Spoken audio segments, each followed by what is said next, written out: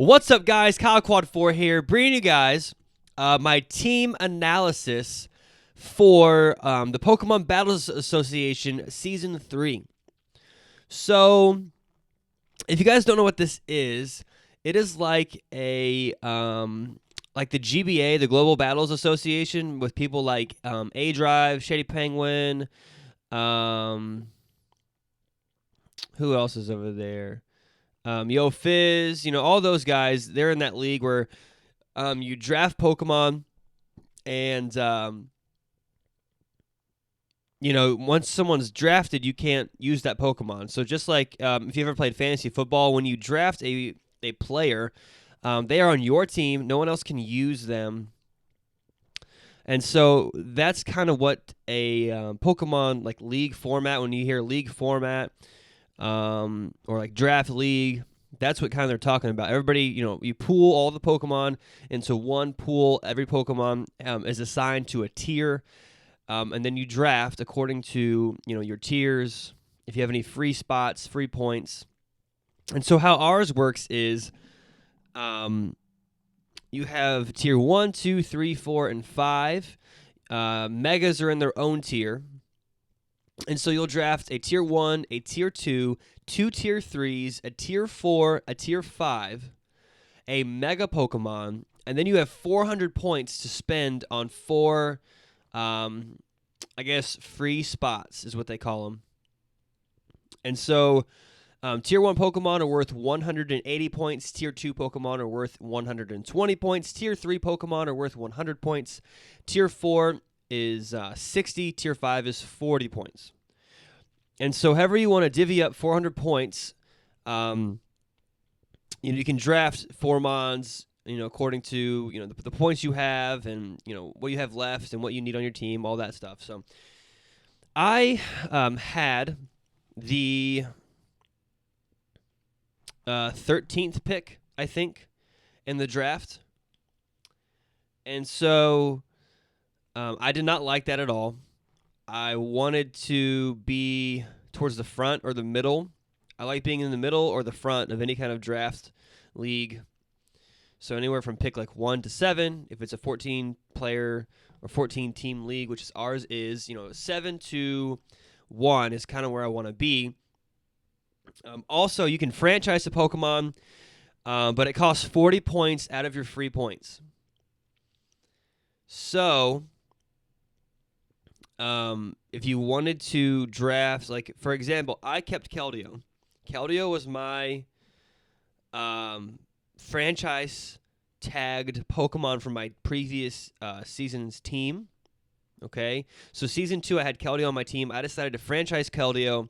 So Keldeo will go in my tier 1 spot, but I lose 40 points out of that 400 points to fill those 4 free spots.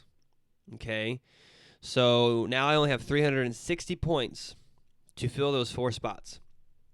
Now, you may ask, why Keldeo? Keldeo's not that great. Keldeo, its move pool's not that great.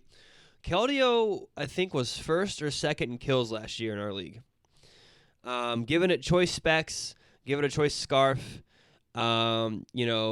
Scald / Surf / Hydro Pump, whatever water move. It gets Secret Sword, which is a fighting move based on the opponent's defensive stat, but it's a special move, which is cool because, Pokemon like Chansey or Blissey or Fat Normal or Fat Steel types,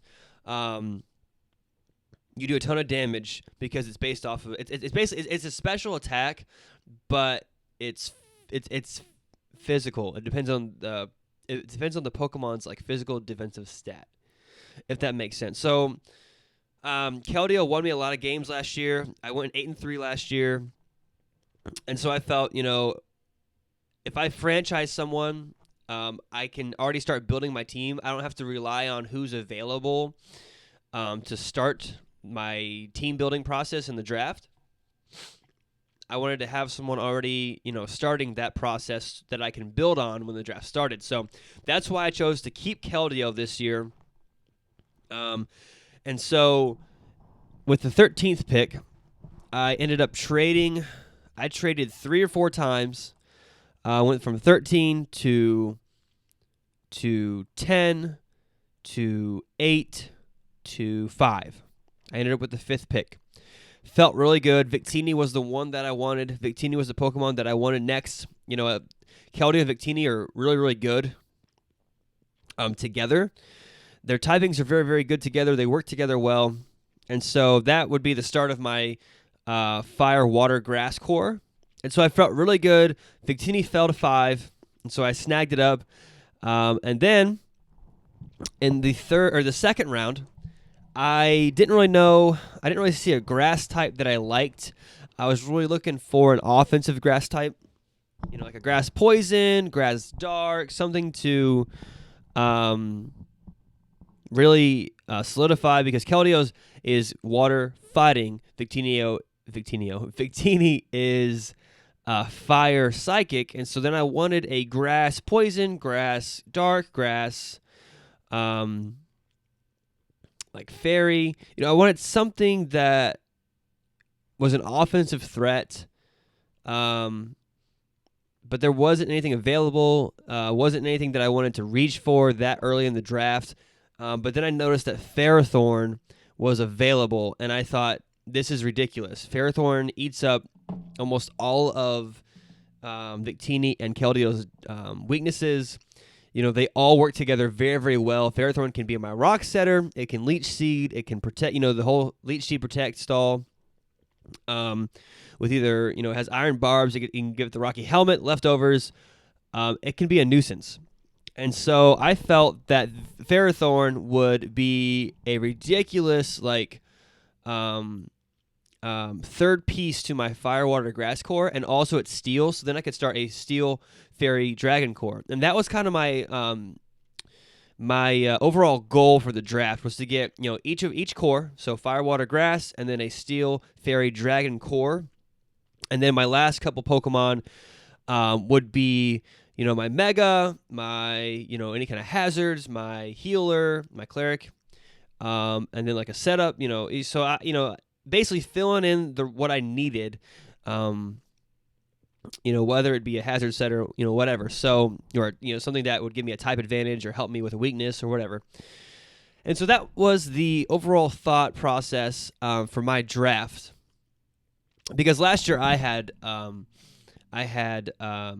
Mega Scizor, Sylveon, and Garchomp, and they together were ridiculous. And so I wanted to definitely have another Fairy Dragon Steel core, but then when I kept Keldeo and I knew that Victini would be available if I could trade up high enough, I felt, why not get both cores and then fill in the rest. So Ferrothorn's awesome.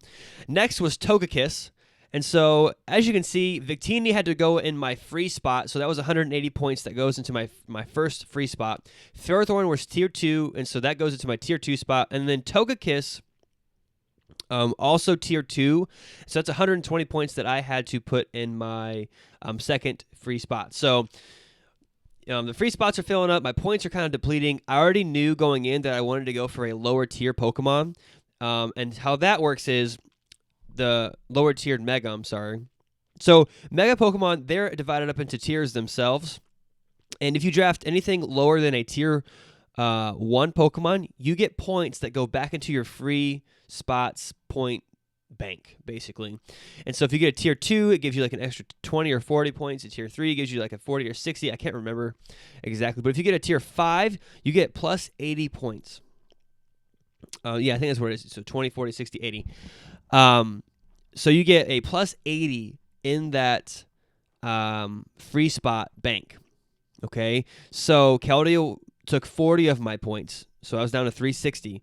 By drafting a tier 5 Mega, or tier 5 was what I wanted. I wanted Mega Bayonet. I would get 80 points, so that put me up to 440, which gives me more points than usual. But I have a kind of a crappier Mega. But if you don't know what Mega Bayonet can do, I will explain in a second. So I chose Togekiss. Togekiss gets Heal Bell, Wish, Dazzling Gleam. It does get the Serene Grace ability, which can be very, very annoying for opponents. It gets Ancient Power, Air Slash. I mean, it gets a good amount of attacks that do have a secondary effect that's pretty high. Like Air Slash gets 30% chance to flinch, and so that goes up. I think it goes up almost to 50. It's doubled, yeah, so it's 60. So that's stupid. So Togekiss I like. It can be my physical wall, my special attacker, whatever I want it to be. It's a fairy type, so that goes with Ferrothorn. And so I felt very, very good. I've got my Fire, Water, Grass core down. I'm 2/3 of the way done with my Fairy Dragon Steel core. Togekiss can definitely be a help. It does get Defog. So, with Heal Bell, Wish, Defog, Air Slash, Dazzling Gleam, Baton Pass, very versatile Pokemon. It is flying, so that helps me with Victini's weakness of ground. And so, I'm feeling really, really good here. Ferrothorn helps with Victini's or Keldeo's and Togekiss's electric weakness. And so, I'm trying to cover weaknesses, within all 6 of my Pokemon that go into both the cores. And so feeling really good. That's why I chose Togekiss. It's this really strong fairy type, and that was really something high on my list. I made a checklist of all the things that I wanted, and I kind of prioritized, what was most important to me. Hazards, Cleric, strong fairy type. Those were kind of really up there. And then the cores. And so, I either wanted to get Sylveon, Florges, or Togekiss. Sylveon was taken in the first round. I already had 2 Tier 1 Pokemon, so Sylveon was kind of out of the picture. Florges, I think, got taken right before me. And so, I figured if I don't get Togekiss now, I am not going to get a strong fairy. Because after that, I just don't like any of the other fairy options out there. I'm hoping in Gen 7, they add a bunch of fairies. Or stronger fairies, at least. So, moving on from Togekiss, we get Haxorus. Haxorus fell pretty late in the draft, and Haxorus can be a huge threat if you can get a couple or just one Dragon Dance off. It gets Mold Breaker, so any Levitator, any of the Rotom forms. Like Haxorus is so strong. I think it's a base 147 attack. You could give it a Lumberry, which is usually what I do. It gets a pretty good move pool, can kill fairies, and it completes my second core of Dragon, Steel, and Fairy. So I have my 2 cores are done. I felt very, very good in this draft. Feeling amazing because, I have my 2 cores done. And, what happens next is going to be, filling in all the weaknesses, filling in, hazards, whatever I needed, any kind of coverage, all that good stuff. So, Haxorus, move pool is awesome. Attack is stupid high. And if you can get 1 Dragon Dance, if you can get 2 Dragon Dances up, you pretty much, it doesn't matter what you do after that, you're going to win. So, next is Nidoqueen. I was watching, I cannot remember his name. I'm going to look it up real quick. Sceptile. I cannot remember. Steve Sceptile. I cannot remember. That's not even his name. There's no way that's his name. Sceptile MC. I was following him last season in the Pokemon Battles or the GBA, and I loved every person on his team. I thought they were amazing. He did very, very well. Defied the odds, all that good stuff. And he used Nidoqueen a lot. Nidoqueen gets Stealth Rock, it gets Toxic Spikes, has Sheer Force as an ability, so you can make it a really strong special attacker, a defensive hazard setter. It knows Roar. I love everything about Nidoqueen. And so I wanted to pick up that or Nidoking. I really needed some more bulk and defensive options, and so that's why I went with the Queen.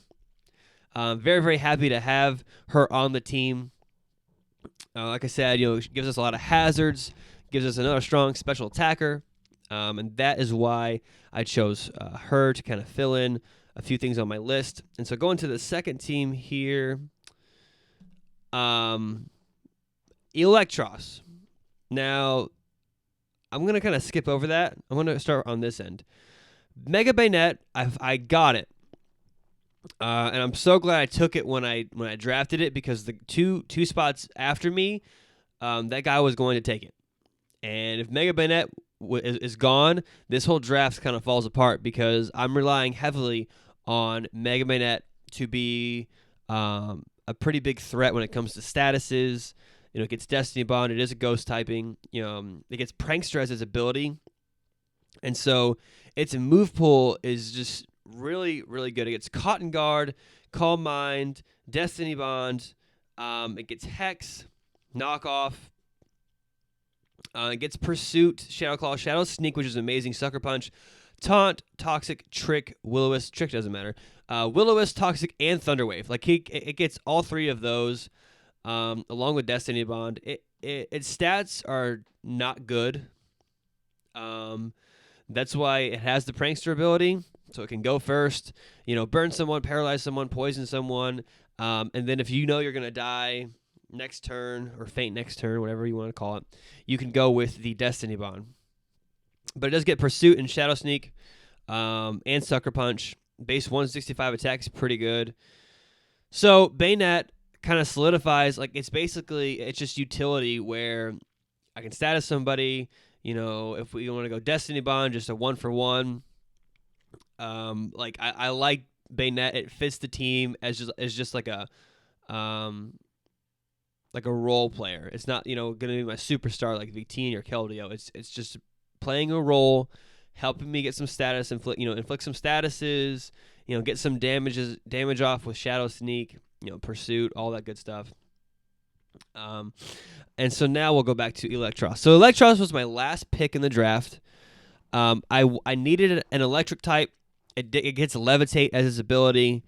I've never really looked into what Electros can learn, as far as like moves. And so I start looking at its move pool, and I'm like blown away by how many moves this thing can learn. Like, it's stupid how many moves this thing can learn. And so I'm like, cool. Well, Assault Vest definitely is going to be an option for us. It can be definitely an Assault Vest special attacker with like knockoff, but like it gets Flamethrower, Giga Drain, Brick Break, Dragon Pulse, like Iron Tail. It gets like just so many moves. It's stupid how many moves this thing gets. And once I saw that, I'm like, dude, this is like the best value pick for like the last round. Like, I don't know why someone hasn't picking this up. Tier 4 goes to my Tier 4 spot, I'm pretty sure. Yeah, my Tier 4 spot. So, love it. Like, it's definitely good utility, like very versatile. Definitely going to use it this season for sure. So moving on, Miltank. Definitely need to get another Stealth Rocker. Definitely need to get someone else who can heal besides Togekiss. Move pool, not that great. It does get Block. It does get Curse. It gets Thick Fat as an ability. So it definitely helps with Victini's weaknesses. And it definitely helps with Ferrothorn's weaknesses. And so Miltank, it's Tier 5. Its base speed's 100, and it's defensive wall, or you can give it an Assault Vest, however you want to do it. Pretty good Pokemon. Glad I was able to get it. It gets scrappy as well if you're going up, against a team who has a good amount of ghost types. So, Miltank I took pretty early. I knew a guy in the league wanted to get it, but I knew that it can sweep. Given the right circumstances, you can block somebody in and just whittle them down. It gets a Milk Drink, so it gets reliable recovery. You can heal Bell. It gets Stealth Rocks. So that's why I chose Miltank. Definitely fills in some of the things that I was lacking on. I wanted to have 2 people who could heal. I wanted to have at least 2 people who can get rid of hazards, and then at least 2 Pokemon who can set up hazards. And I have 3 Pokemon that can set up hazards. And so that's very dangerous for my opponents. Especially I can get Toxic Spikes, Stealth Rocks, Spikes. Like, I get all of them. So that's awesome. The only thing I don't get is a Sticky Web. So moving on. Honchkrow. I wanted a pretty powerful Dark type / flying type physical attacker. And Honchkrow definitely fits that build for me with base 125 attack. 100 HP, which is interesting. Its defenses are abysmal, and its speed is not that great. I chose Haunch because it does give Brave Bird. You can Scarf him. It gets Moxie. It gets Insomnia, so he can't put it to sleep. So with Haunch, it's tier 3. It goes into my free spot. I didn't really know what else to get. It doesn't really fit the team that well. But for the pick I was at, and I needed to get, a tier 3, I was able to get a tier 3, and I was like, okay, who's the best tier 3 available at this time? Haunch fits it. Haunch was the best option at the time. I don't know how often I'm going to bring it, but it does get Defog, so it's another Defogger on my team. I really wanted to get a Rapid Spinner, but they were all pretty much gone at this point. But so we have Haunch here. Don't know how many times I'm going to bring it, but it does get a pretty decent move pool in terms of flying, dark moves. It can Calm Mind up, but I don't know why you would do that. It does get some decent special moves, and it does have a base 105 special attack, so it's not terrible. It's just the defenses and the speed. I don't want to Scarf it, and you're stuck into one move. I mean, if you have Moxie, you can make it work, but base 71 speed is not that great. So my last Pokemon is Vivian. I've been watching the Pokemon XY anime TV show, and Vivian, for some reason, I've never liked bug Pokemon, but Vivian, for some reason, I just like all the different forms you can get. And also something that was on my list that I did not have last season was someone who I can put, somebody I can use to put Pokemon to sleep. And because Vivian gets Compound Eyes, which means its accuracy is raised, I can give it Sleep Powder. It gets Sleep Powder, Quiver Dance, Bug Buzz, Hurricane. I mean, this thing could definitely set up and sweep if I can get the right opportunity. So that's why I chose Vivian, because I can put people to sleep, I can set up and just go for Hurricane or Bug Buzz, whatever. So that's the team. I feel really, really good about this season. Last season ended on a poor note. I lost in the semifinals, terribly. And so this season, hopefully I can bounce back, hopefully win close to the same amount of games, get into the playoffs, and hopefully win this time. But I love the team. I'm still working on the synergy of things. Everything looks good, but it's just figuring out, who fits well with each other the best. But that's the team, guys. Hopefully you guys liked it. We did have to pick team names this year. And so my team name I came up is Trico Suave.